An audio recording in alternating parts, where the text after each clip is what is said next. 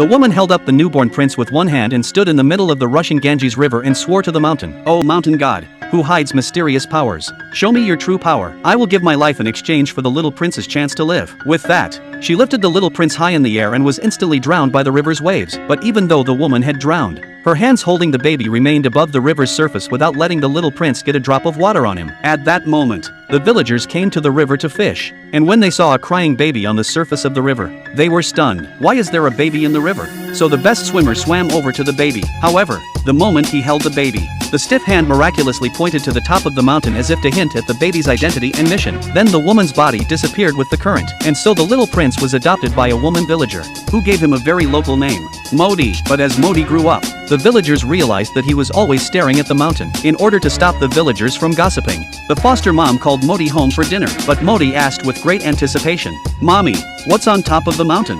Foster mother was dumbfounded and turned her head to look at the mountaintop and then sheepishly said that there were all man-eating monsters up there, and if you looked any further, you would be eaten.